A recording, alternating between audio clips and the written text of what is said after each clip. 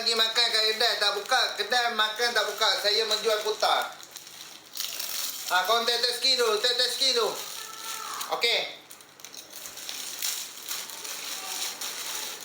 Yang ketiga ni.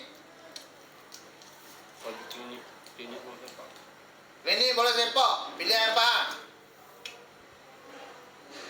Yang.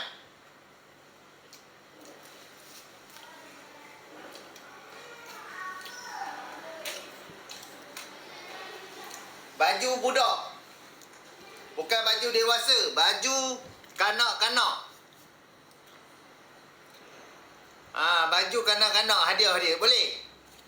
Naik balik view, geng.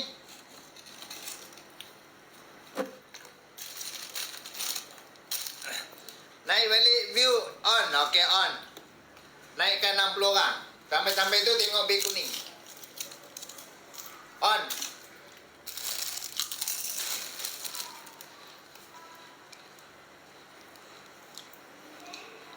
Yang ni baju kanak-kanak tau. Kita tak hantar baju dewasa. Siapa ada anak boleh masuk. Kalau tak ada, menang juga, bagilah anak saudara ke apa.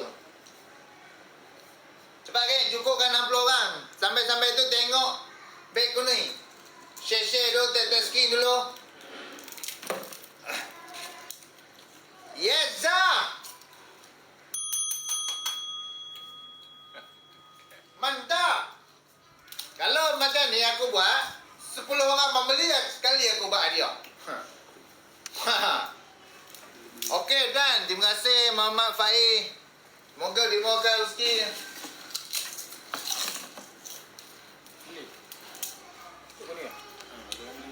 Okey. Hitam ke?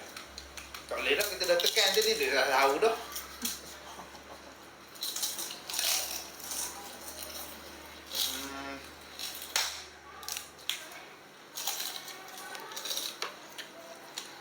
Terima kasih Muhammad Faiz.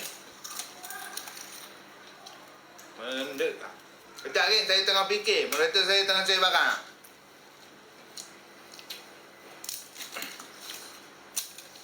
Kontak test screen tu. Ni hadiah dia, geng.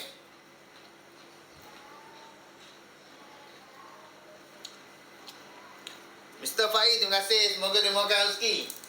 Okey.